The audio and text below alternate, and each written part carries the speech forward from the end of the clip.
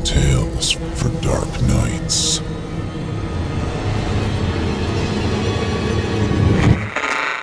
Want to make sure you never miss a Chilling Tales for Dark Nights video again? Be sure to subscribe and hit that bell to turn on notifications. Well, hey, friend. Good evening to you. You know, I was just hoping you'd show up, and here you are. Evening, Chester. Say, you're looking good tonight. You get a haircut or something? Well, all right, sourpuss. Come on inside, friend. Have yourself a seat there. I'll just be a second.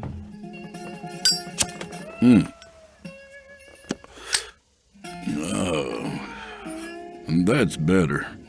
You know, some people said I sounded a little edgy last week. I don't recall that, to be honest. In fact, I don't remember anything at all about last week. Funniest thing. Maybe this'll help jog my memory. Whew. All right, friends. Smoke 'em if you got 'em and drink those glasses to the bottom. Because your old buddy Drew Blood has a tale to tell. All right. That's just a little hat tip to my sweet old Texas. Yeah. This is Season 1, Episode 8 of True Blood. You're listening to the standard edition of this program. If you'd like to show your support and enjoy ad-free versions of this and all our other episodes, as well as hundreds of tales from our audio archives dating back to 2012, visit simplyscarypodcast.com and click Patrons in the upper menu to sign up today and get instant access from our friends at Chilling Tales for Dark Nights.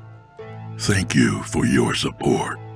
And remember, we are accepting submissions. If you've got a story or two you'd like to be featured on this show, send it to drewbloodhorror@gmail.com. If selected, you'll get the full treatment.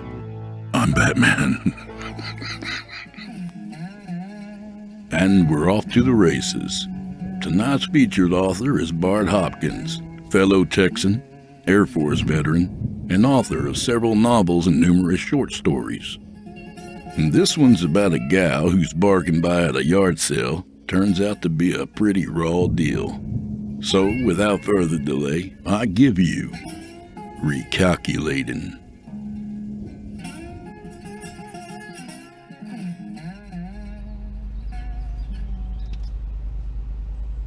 Maggie pulled her Honda Civic to the curb and cut the engine. It was her second stop of the morning, garage sale number 2. And boy, is it a big one, she thought.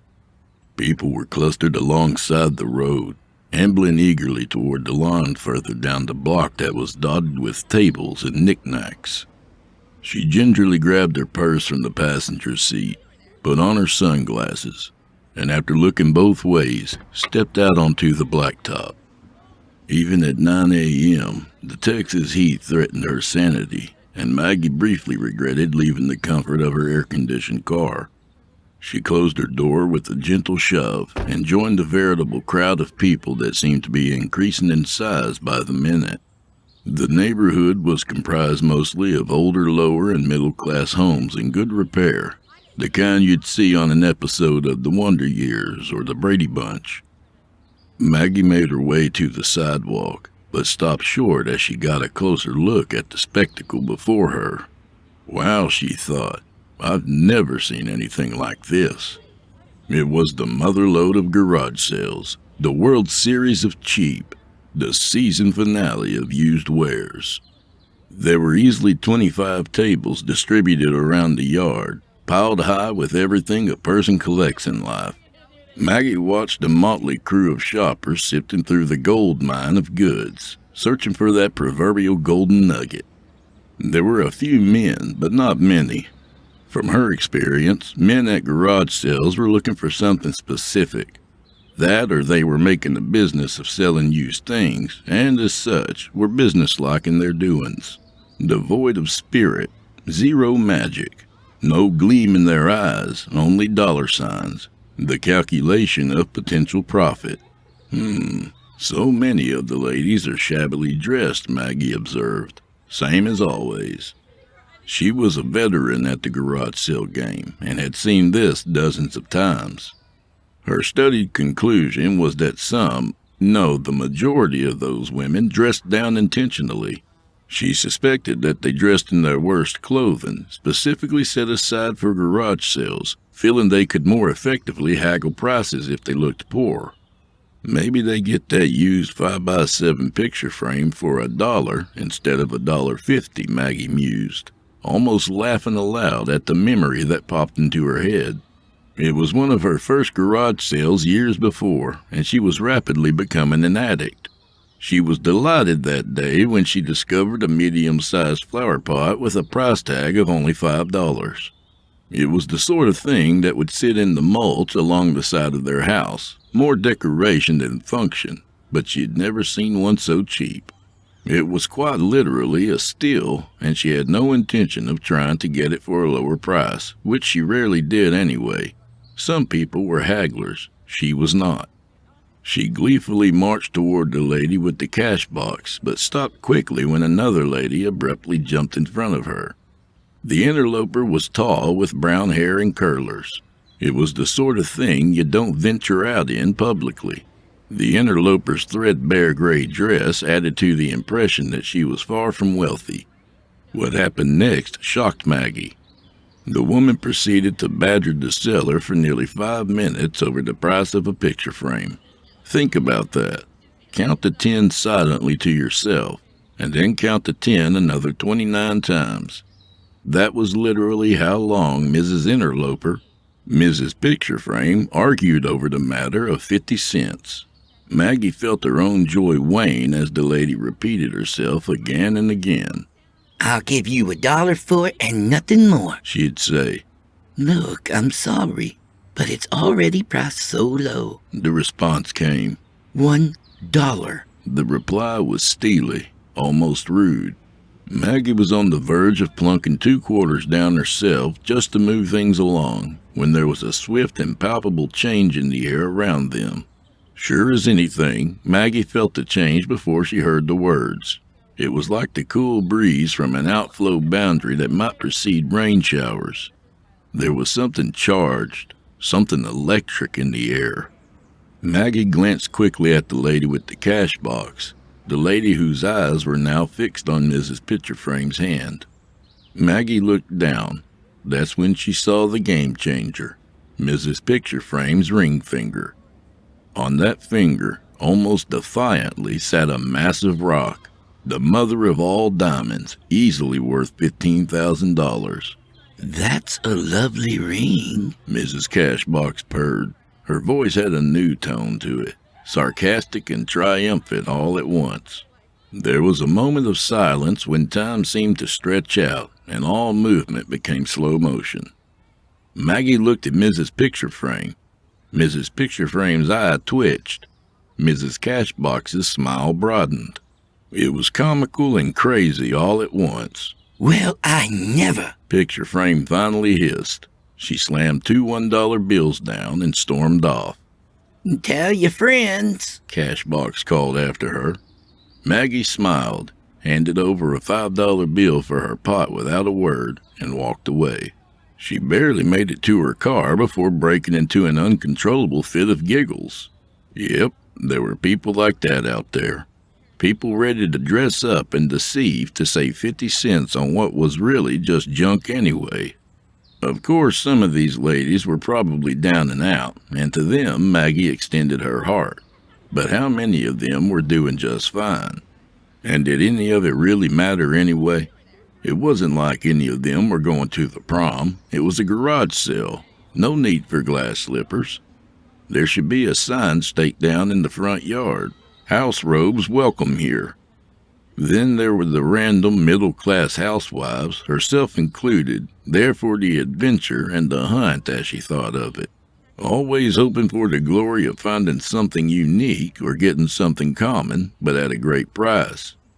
As she picked and poked at things on her second table, she overheard a man talking to the young woman she assumed was hosting the garage sale. So, why are you selling all this? Are you moving? The male customer asked. He was a tall fellow, stooped over, spectacles near the tip of his nose. Well, no, I actually live in Maine. These are my aunt's things. Oh, did she move? No, there was a car accident. She died. Oh, sorry. It was an awkward conversation to begin with, and ended decisively with that revelation. Mr. Spectacles gave what Maggie guessed was supposed to be a forgive me for sticking my foot in my mouth look. But to her, it looked more like the grimace of someone who has just bitten down on something hard in their mashed potatoes. She made a mental note. No small talk with the proprietors. The squill of brakes and the quick double jab of a car horn stole her attention from the lady's tragedy. She watched a man in a Jaguar raise his hands animatedly at two patrons, older ladies who were slowly crossing the street with armfuls of loot. They glared at the driver in return and moved very, very slowly out of his way. As soon as they were clear, he roared down the street obnoxiously and was quickly out of sight. Gunning your engine at two old ladies who got in the way of your precious Jaguar. What an ass. She watched the ladies struggle to hold on to their newfound treasures while simultaneously digging through their purses. Finally, an arthritic, shaky hand emerged from an oversized purse with a set of keys. It had been a tough battle, their balancing act, but the old ladies triumphed without any casualties. All of their wares in hand and intact. Speaking of cars, wow. The street was packed. When did that happen? She wondered. More than just busy, it was now a parking lot. There was only room for a single car to pass through the double-parked row of vehicles lining the block. It was busy before, but now it was getting out of control. She couldn't remember seeing anything like it, and was thankful she had parked down the street. There were easily 50 to 60 people milling around with more in transit. She forced herself to look away from the madness and focus on the task at hand. People were now periodically jostling her. Purses brushed her back and elbows nicked her. It was quickly becoming the opposite of fun, a rare experience for Maggie in garage sales. It was like being on Bourbon Street in New Orleans, sans alcohol. Yet she didn't leave.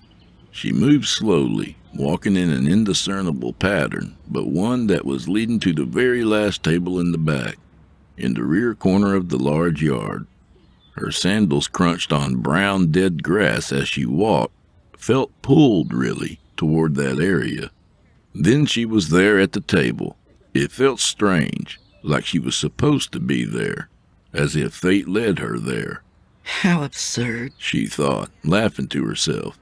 She looked down and found an assortment of things. A weird mishmash of junk littered the table. A cigarette lighter, a bobblehead dashboard Jesus, a GPS, and one of those U-shaped pillows that you wear around your neck on airplanes, and a number of other knickknacks. She traced her fingers across objects, soaking up their essence, taking it all in. There wasn't excessive scrutiny. She waited for some deeper base appeal to draw her to an item. She was like an emotional metal detector at a garage sale beach. After a sweep or two, her eyes found their way back to the GPS, and she felt compelled to pick it up. There wasn't anything special about it, quite the contrary. The screen had a slight crack running diagonally across the face. She traced it with her finger, even pressed down, but the damage seemed to be superficial. She flipped it over. The rear of the gadget was plain, black plastic with more scratches, but again only superficial, or so it appeared. She flipped it again and grunted in consternation. There was no branding, so it was impossible to tell whether it was Garmin or Nuvi, or any of the other dozen brands floating around on the market. It was a run-of-the-mill GPS, nothing distinguishing about it. She jumped a little bit when she heard her throat being cleared. It was the lady running the garage sale, standing in front of her, staring at her. Oh, hello. Didn't see you there. She said. The lady just stared at her. Maggie felt goosebumps on her arms and her neck tingled as all the hair stood up. How much is... Maggie asked, but trailed off. The woman shook her head and looked at her again. She seemed to have snapped out of whatever trance she was in moments before and was back in the here and now. Maybe she's just weary of the crowd. Maggie considered. That's... well, $5. The lady replied with some hesitation. Wow, that's cheap. Yeah, we won't be needing it. The lady told her. She couldn't shake the uneasy feeling that seemed to emanate from the woman and decided it was time to leave. She withdrew a $5 from her purse and handed it over. Thanks. The lady tucked the bill into a pocket without even glancing at it. That's just not normal, Maggie thought, backing away a few steps. She bumped into a table behind her, and it would have toppled had she not reached out and steadied it. The woman's staring started up again, and Maggie had enough. She turned and walked away hurriedly through what was now throngs of people, out to the street and to her car. She jogged the last 50 feet or so. When she was safely in her car, she cranked the engine, and only then risked another look back. It seemed impossible. Nonetheless, the woman was staring in her direction. Don stepped into the cool air of his and Maggie's house, sighing audibly with relief. His shirt was sticking to his back in several spots, the result of a sweaty ride home in his truck. It was only 5 years old, but the damn air conditioning wasn't working, and it was making him a little crazy. He took his sports coat and put it in the closet, dodging a bullet on one of Maggie's pet peeves. She didn't like it when he left his coat or shoes out. It's the reason we have a coat closet. He could hear her say in that always reasonable tone she reserved for his listening pleasure. And she was right, he figured. That's what happened when you married a smart lady. "Mags!" he called, the sound of his voice lingering momentarily in the air. An invasion of the pervasive silence. It was quiet. It sounded like a bad movie line, but he couldn't stop himself from thinking, it's a little too quiet. He wandered into their living room and was surprised to see Maggie sprawled out on the couch, snoring softly. Maggie wasn't a nap in the middle of the day sort of gal. No, Margaret Johnson had no need for naps. She slept deeply for 8 hours every night and was full of energy the other 16 hours of each day. He wondered if everything was okay, thought about waking her up, then decided to let her sleep. She obviously needed it. He leaned over, gave her a peck on the forehead, and that was when he noticed it. Cradled in her hands across her midsection was the GPS. The screen was on, but dimly lit, so he leaned over, yielding to mother curiosity. What in the hell? He said softly. Where in the heck does she want to go now? He wondered. Is that Mexico? He studied the image on the screen for a moment longer and realized it was that place on Earth he and his brothers referred to as the armpit of Texas when they were kids. He shook his head a little, crinkled his eyebrows, and wondered what ideas had gotten into Maggie this time. Hey, honey. He jumped at the sound of her voice just inches away. Babe, you scared me. I see that, she said and smiled. What time is it? It's only 5 o'clock. Are you feeling okay? He put his hand on her forehead, but there wasn't any sign of fever. Yeah, I feel great, actually. I just fell asleep. Dreaming about Southwest Texas? What? Oh, right. Look at this GPS I got at a garage sale today. She handed it to Don, who turned it over in his hands. What kind is it? I don't know. How much did it cost me? He asked. She smiled broadly at him. Just $5. He always chided her about how much her addiction to garage sale hand-me-downs was costing him. It was one of those running jokes that couples have that have no foundation in reality, just a whimsical shared silliness. What's with the GPS? Planning a trip? Well, She began. I wasn't, but then I bought this and I don't know. I just started tapping away and then it hit me. We should take a vacation. Really? He said, amused at the sound of revelation in her voice. It was as if she thought it was the greatest epiphany ever. He glanced down at her face, which was absolutely glowing with excitement. Really? Well, okay. I guess we could get away for a few days.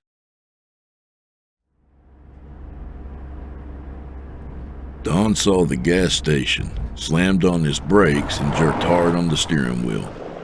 Gravel sprayed, and there was a second or two when Don lost control. The sensation was eerily similar to hydroplaning. Finally, his tires gained traction, and he was moving down the road again, leaving behind a cloud of dust for the wind to disperse into the Texas prairies. "Sorry about that," he said with a chuckle, sneaking a glance at Maggie. "Well, we're low on gas. I only just noticed the Texaco." Well, as long as they have a defibrillator, so I can get my heart started again. She replied. He looked over at her. She looked back at him, and they both laughed. As soon as possible, make a U-turn. The GPS interrupted. Dawn, did you really have to change it to the British female voice?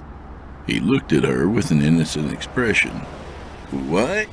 You know what? Huh? I don't know what you're talking about," he said, raising his eyebrows.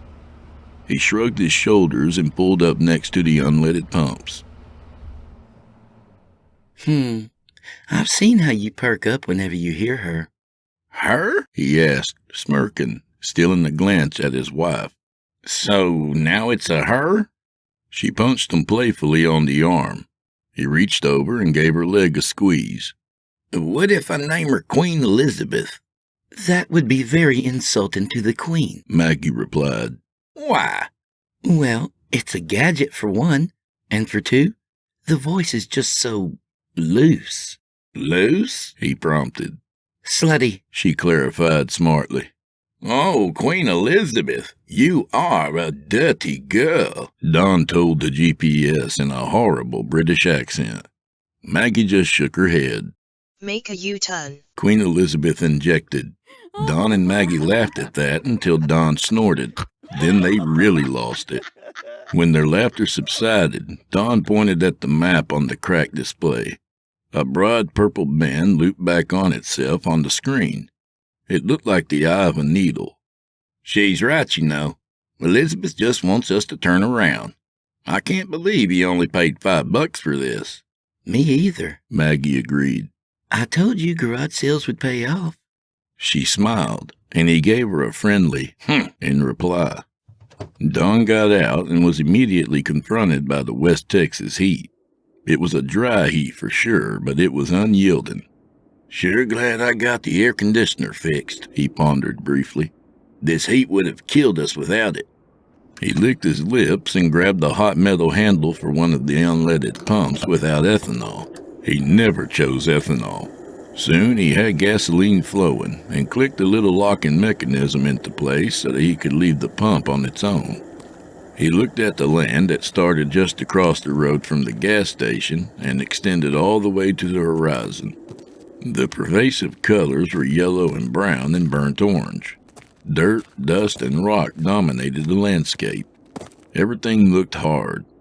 Nothing looked soft, not even, especially not, the scraggly bushes that provided a splash of pale green here and there. There were small trees, or what looked like trees, though Don couldn't be sure. There were no discernible leaves. They were bare, small, barren branches that seemed to just jut up from the ground without purpose, clinging to life in the impossible heat. On the horizon, he could see what he figured were the Chisos Mountains. Puffy white cumulus clouds hugged the taller peaks. If his sense of direction was correct, that's where they were headed. It was beautiful, in a rugged way, and he doubted it had changed much over the last few centuries. He squinted and imagined cowboys atop their horses, slowly weaving in and out of those leafless trees and shrubs on their way to the nearest town. He heard the slight creak of the passenger door, and soon Maggie was standing next to him. She had on a broad-brimmed floppy hat and sunglasses, which were simultaneously feminine and useful, as they blocked the sun from touching her neck and face. It's very pretty. She remarked. Untamed. Yeah. They both watched quietly for a moment. Then Don pointed and added, I think those mountains are part of Big Bend. Wikipedia says it's the only mountain range that's completely within a national park. Yeah, and Jack says Big Bend is sort of like the Grand Canyon of the South. Jack was his outdoorsy buddy, always camping and hiking, and he knew a lot about the parks. The pump clicked as the tank reached capacity, triggering the release of the locking mechanism. Don gently pulled the pump from his car, tapping it gently on the rim to let the excess gas fall into the tank. He didn't want the gasoline getting on his paint job. They walked into the store, looking around for some snacks and drinks. He stared longingly at the chewing tobacco for a few seconds, but didn't let temptation get to him. It'd been almost a decade since he'd last had any. Still, he thought about it at least once every week or so. Don watched Maggie go for one of the cherry-flavored colas, the usual, and he picked out a Pepsi for himself. A quick trip through the snack aisle, and they were ready to check out. They put all of their goodies on the counter and watched as the cashier laboriously pushed through the process of entering prices for each thing. Don guessed that the guy was in his 30s, though it was hard to tell. Definitely a burnout, probably a doper, he thought, evaluating the unshaven face and bloodshot eyes. The cashier attempted unsuccessfully to fit everything into a smallish paper bag, but it split down the side, spilling the contents. Oh, oops, my bad, he told them. Oh, that's gonna be $89.25. He went about putting everything into a different bag while Don worked his wallet out of his back pocket and slid a credit card across the counter. The cashier picked up the card and studied it for a moment. He was about to put it through the machine when he did a double take and looked at the card again. He smiled broadly. Can I see some ID? He asked, trying not to laugh. Don sighed and reluctantly handed over his driver's license. He knew what was coming, and for the millionth time cursed his parents. Your name is, like, Don Johnson? The cashier asked, chortling. Yeah. Oh, man, that's so righteous.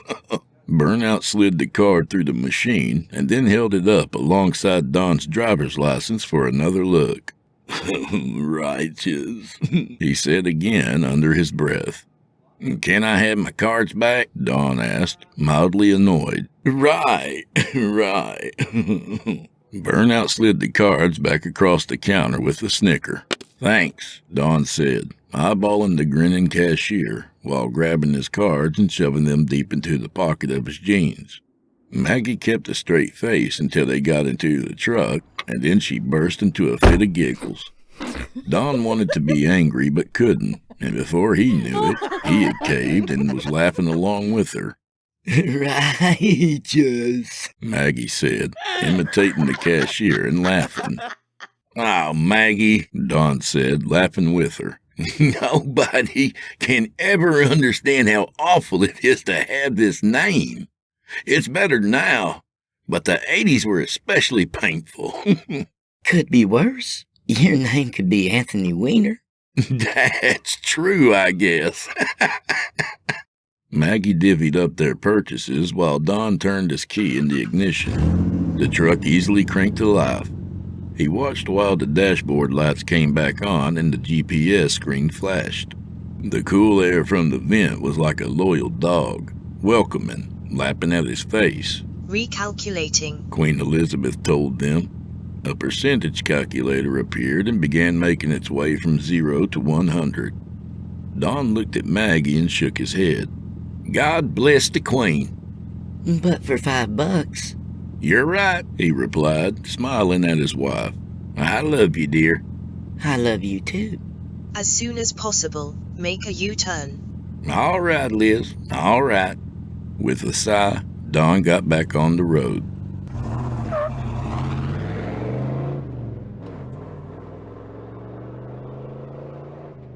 An hour later, the sun was coming closer to its daily liaison with the Chisos Mountains and the Texas skyline.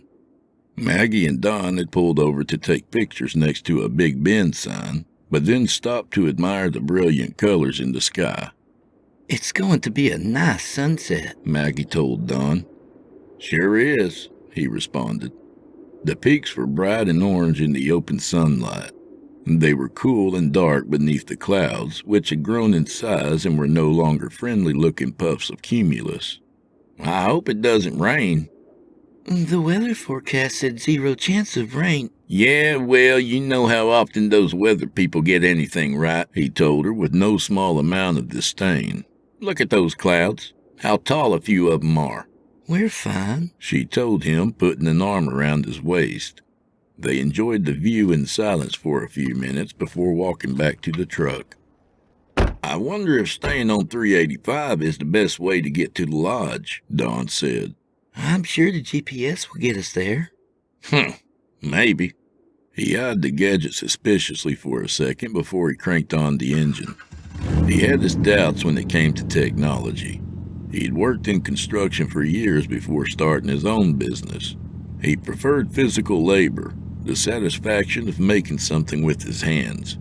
In fact, he wouldn't own a cell phone if it weren't necessary for work, and he'd rather be caught dead than to use Facebook. Recalculating, Queen Elizabeth reassured them. Don watched the percentage numbers increase slowly, but he felt uneasy. Turn left. As you command, Your Highness, Don said aloud to the GPS.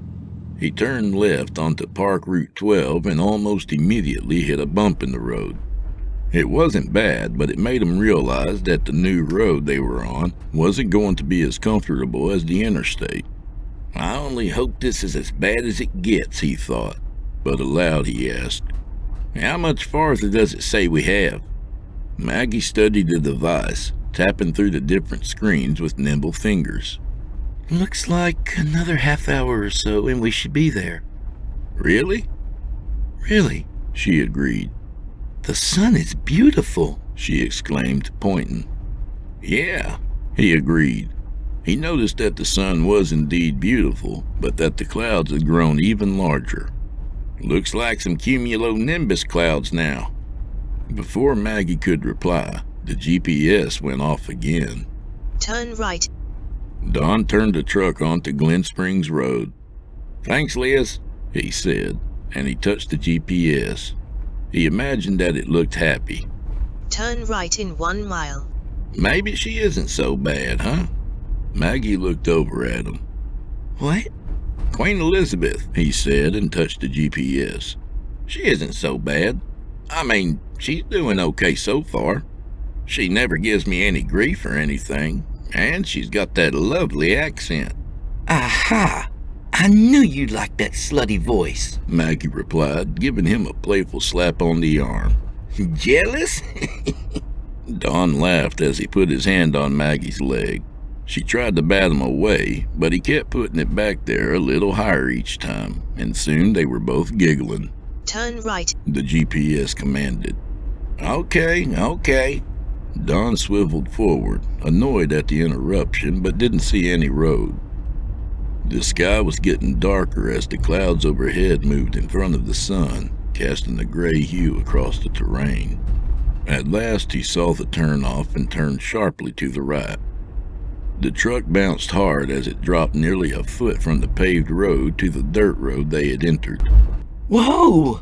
Maggie cried, holding her door with a vice-like grip. Sorry. He worked the steering wheel and eased his foot down on the brake. The truck bumped along, hitting a few more potholes before it leveled off at a slight incline. Don glanced over at his wife and asked, Are you okay? I think so. Maybe we could just focus on driving, huh? Don wiped the back of his hand across his forehead and then wiped his hand off on his jeans. Yeah, sorry about that, honey. He slowed down a few minutes later as the grade increased and they continued uphill. A few raindrops splattered against the windshield. Turn left in 1 mile. Queen Elizabeth said. The sun was gone. Maggie wasn't sure when it had disappeared, but it was very dark outside, and the rain was beginning to fall harder. The road they were following became narrow, not enough room for 2 directions of traffic, and Don grunted. What is it? Maggie asked, seeing his agitation. Well, the road is getting pretty narrow, and I don't think 2 cars could pass each other if it stays like this. He squinted through the windshield at the road ahead, but couldn't see far enough in the rain to determine whether it was just a temporary condition of the road. Maggie also peered ahead. The headlights sliced through the weather, twin daggers that peered out 30 or 40 feet in front of the truck. I'm sure it's okay, Don. The GPS is telling us this is the right way. It'll widen up soon, just watch. Yeah, you're right, he agreed. Still, he leaned in a little closer to the steering wheel and focused on the road. 15 minutes later, the road hadn't widened. It had gotten even narrower. Don was getting worried, though he tried not to make it more obvious than it already was. Maggie could always read him like a book. He figured that she knew they were in a bad spot, but she was thankfully keeping quiet about it. His innards were twisted up a little bit. The rain was really coming down and his visibility was reduced to maybe 20 feet now. Sheet after sheet of water cascaded down upon them. On top of the weather and the road conditions, their steady climb upwards had gotten steeper. If that were all, he might still have felt okay about the situation. But just as suddenly as everyone at a surprise birthday party jumping out with the big surprise, the land on Maggie's side of the truck had dropped away completely. 1 second it was there, and then the next time he looked, it was gone. The road completely fell away just a foot beyond his right front tire, revealing a ravine possibly between some of the hills in the area, though he couldn't tell anything for sure. He inhaled sharply. Maggie looked at him, and then she looked where he was looking. Oh my goodness. Just calm down, okay? Oh. She exclaimed again, staring out of her window, almost in terror. She had never enjoyed roller coasters, and this wasn't far removed from that. Maybe worse. She couldn't tell whether the drop was 20 feet or 200. Maybe we could just turn around, she pleaded. We can't turn around on this road, Mags, Dawn replied. Well, I mean, maybe we can just go in reverse. Maggie, I can hardly see the road in front of me, much less drive in reverse in this damned weather. Maggie opened her mouth to reply, but was cut off. Turn left in 1 mile. Turn left. The GPS proclaimed some minutes later in its cool, worry-free voice. Don drove on slowly, searching for the next road, and then jammed on the brakes. Damn it, he hissed, looking to his left. Damn it, he said again, banging his hand hard against the steering wheel, making Maggie jump. He stared out of his window to the left, frustrated, and let out a huge sigh. There was a road to their left, but it led sharply and steeply up before disappearing behind a wall of rain. He could see rivulets of muddy water running down the hill. They merged at the base, ran in front of his truck, and formed a small waterfall that cascaded and vanished over the edge on Maggie's side. What in the hell made you want to come out here anyway? Don growled. He could feel anger welling up inside him. It was Maggie's idea to drive all this damn way, and he had blindly followed her, doting as always on her every whim. But he was at the end of his rope. For the first time in his life, he felt scared and helpless. Well, he asked, nearly shouted at Maggie. When I turned the GPS on, The destination was already there. She stammered. What? That doesn't make any damn fool sense. Dawn looked at her, confused. Yes, when I turned it on, it was already set to come to Big Bend. It just seemed perfect to me at the time, like fun. Dawn stared at her blankly. They were here because the GPS was already set to come here. Great, he thought. Hopefully the stupid thing can get us out of here. Recalculating.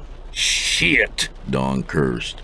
He had begun moving the vehicle forward, then backward, just inches at a time, as he tried to work it into the left turn that the GPS had told them to make.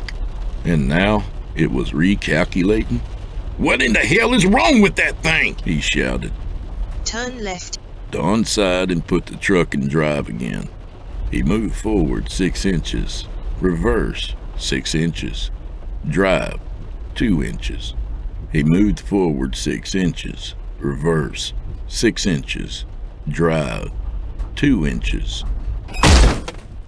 Don clenched his rectal muscles at the sound of the collision, watching helplessly as his driver's side mirror wedged itself into the rocky wall. He braked, but it was too late. The damage was done. The mirror's casing snapped inwards from the pressure, severed. The mirror itself cracked, pieces falling away somewhere below the truck. Anger and frustration bubbled violently inside of him. He resisted the urge to scowl at Maggie. This is all her fault, he thought. With a mighty effort, he resumed the long, slow work of getting his truck around the corner. It was tough going, and the rain only seemed to worsen. Then, just as suddenly as it had begun, it was done. He'd made the impossible turn. Whew! Glad that's over, he said, wiping sweat from his brow. Maggie sighed, barely audible yet pleasant. This time Dawn did look over at her, and Maggie looked back. They shared a smile, and Dawn patted Maggie's leg. She returned the pat with a pat of her own. Me and Don are bulletproof. She thought to herself. Survivors. Nothing can stop us. She bathed herself in the look Don was giving her. She had seen the same look in his face on their wedding day. She drifted back for a moment to that time and thought about the vows they had made on their special day. Don found himself similarly sidetracked. He was indeed giving her the same look he had given her those many years ago, but it wasn't their vows that occupied his thoughts. It was the culmination and relief from the months of waiting when they finally got to their hotel room that night. He smiled mischievously as he considered his options. He would give Maggie a second honeymoon when they reached the lodge. The moment stretched on a second longer. Then they broke their eye contact and looked forward. Maggie screamed. A 2-foot wall of water appeared out of the blackness and struck with surprising force.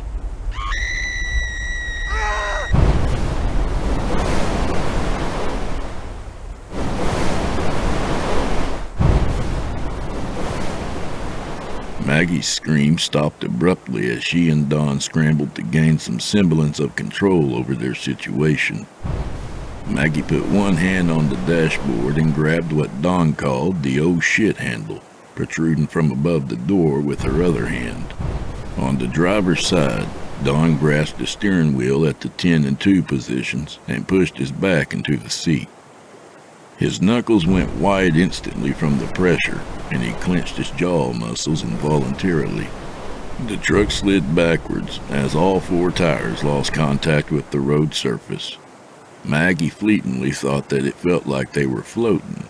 Then, silence. Silence. The rear of the vehicle on Don's side slapped against one rocky wall and rebounded. Silence. Silence. Maggie's window exploded inward, peppering the side of her face and head with glass. Somehow, she maintained her grip on the handle over the window.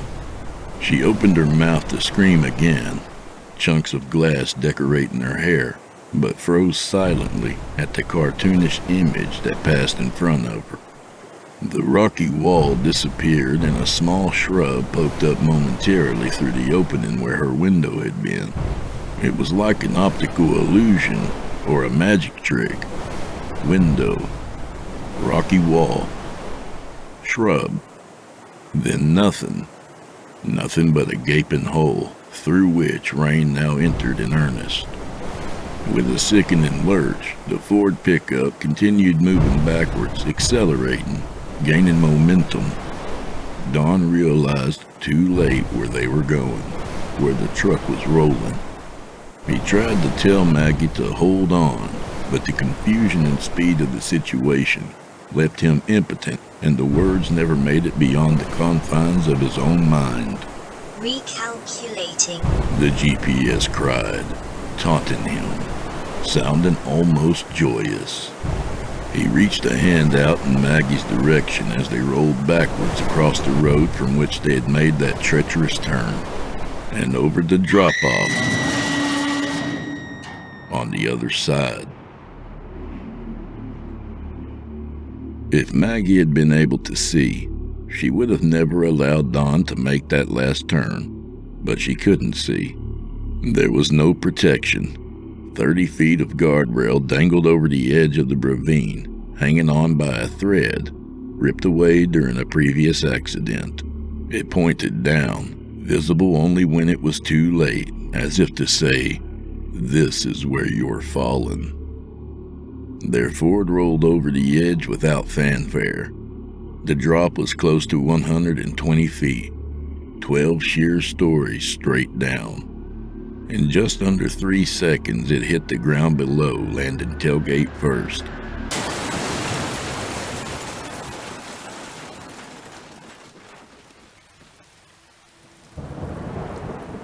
The bones in Don's arms were shattered instantly with the impact. Held neatly in place by his seatbelt, the steering column drove downward, crushing Don's sternum and penetrating his torso and lungs. It took several minutes for him to bleed out and die, though. Thankfully, he was unaware of the pain. He blacked out almost instantly while his arms were breaking. As the truck landed and then settled upside down, Maggie was thrown through her open window. Even in this modern world of statistics and safety, she often didn't wear her seatbelt. As a result, she was tossed about 35 feet from the vehicle, where she struck her head against a stone and was knocked out cold. You've reached your destination. The GPS intoned pleasantly from the seat of the truck.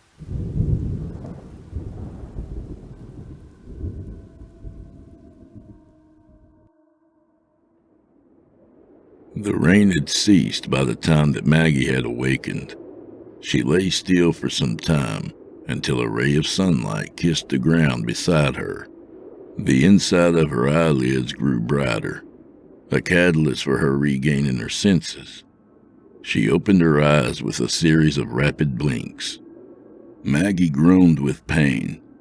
Light-headed and thirsty, she licked her lips with a tongue like sandpaper and looked around for Don. When she saw their truck, her eyes watered, and she only dared to hope that Don was alive. Lifting to all fours, she almost fell over.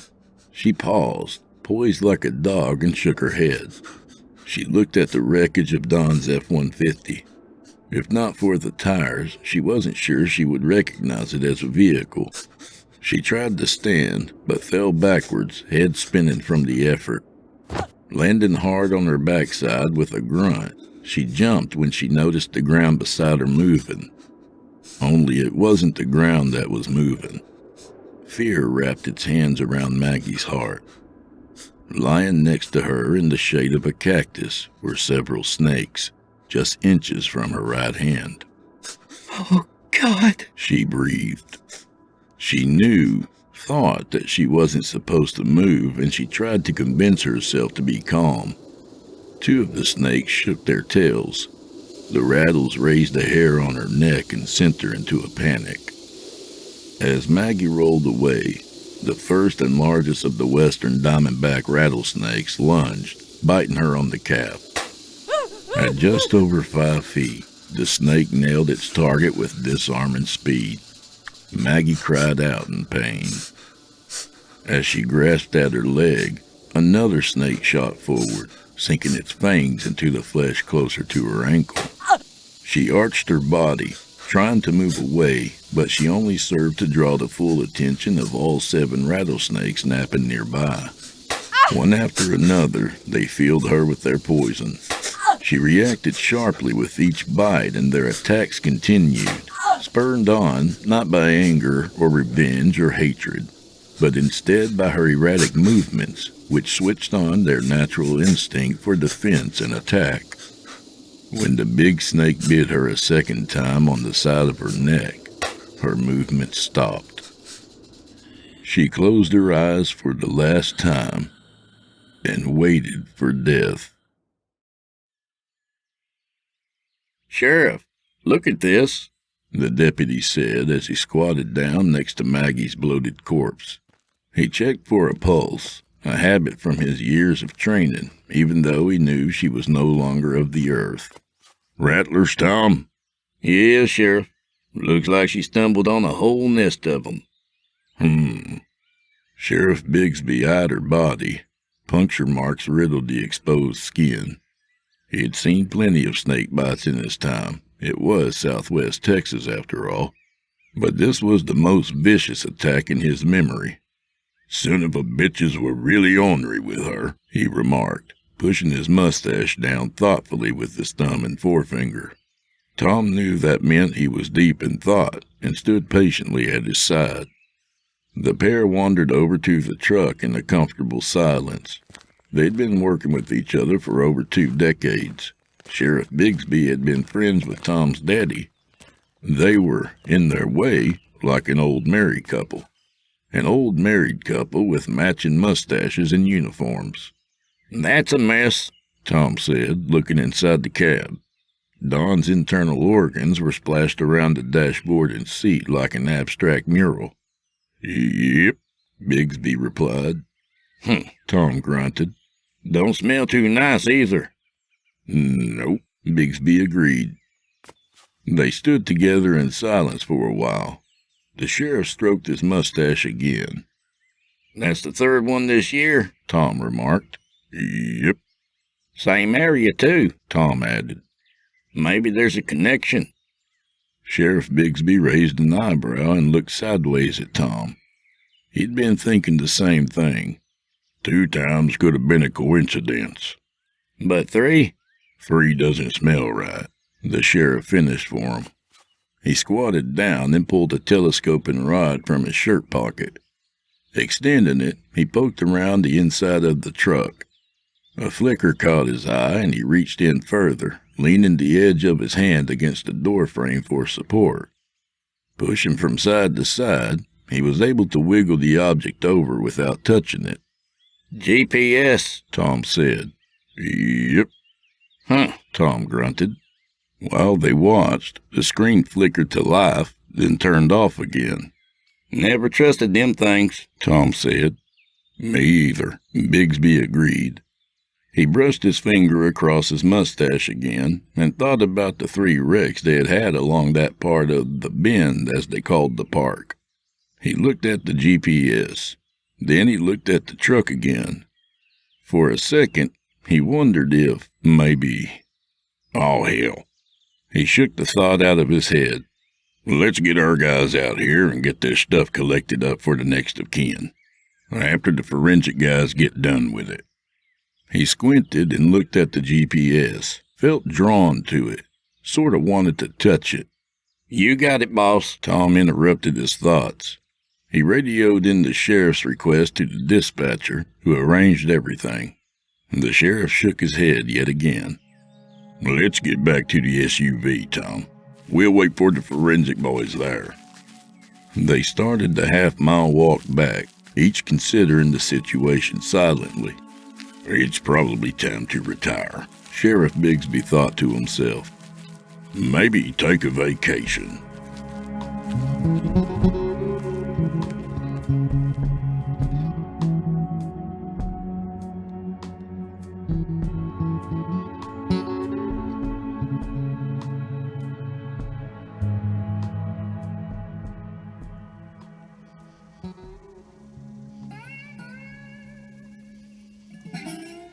You've been listening to Recalculating by Bart Hopkins. A good reminder not to lean too much on technology. You might end up leaning off the edge of a cliff. You know, I once asked my phone where I could buy some dapper apparel, and Google Maps navigated me to Cracker Barrel. Maybe it's the accent. Anyway, I had the chicken fried steak. Pretty good. A little about the author. Bart grew up on the Texas coast and is a father, veteran, scribbler, picture taker, and book cover designer. He loves anything with words. You can check out his books, original book covers for sale, and his blog on his website, barthopkins.com. Likes and follows are appreciated on his social media at twitter.com/BartWritesBooks and facebook.com/cheapbookcovers/. And while you're at it, do something for me, will you? Subscribe to this podcast on iTunes or wherever you listen to podcasts and leave me a 5-star review and a kind word. Every single one of these makes a big difference, and I'd really appreciate it, even if you're listening on YouTube. And one more time, we're accepting submissions. If you've got a story or two you'd like to be featured on this show, send it to drewbloodhorror@gmail.com. If selected, you'll be immortalized in the halls of blood. Well, I'm afraid this is where we part ways, at least until next week. So grab a drink for the road, and remember, quitters never win. Also, chewing gum is uncouth. Furthermore, I read an ad once that said more doctors smoke Camels than any other cigarette. Now, I'm not saying people's opinions haven't changed a little bit since 1946. All I'm saying is doctors deserve to be trusted. So until next week, friends, may the wind be at your back. May the road rise up to meet you. And if that road gets a little windy and narrow, don't push your luck. Maybe just take your girlfriend to the Howard Johnson instead. The scenery's not as nice, but there's usually fewer rattlesnakes. One more thing, y'all. I'd like to give a special shout out and credit to Mr. Geoff Sturtevant. The man sits here and writes these scripts for me week in and week out. That's pretty cool. Thanks a lot, Geoff. Now go fuck yourself. Bye, y'all.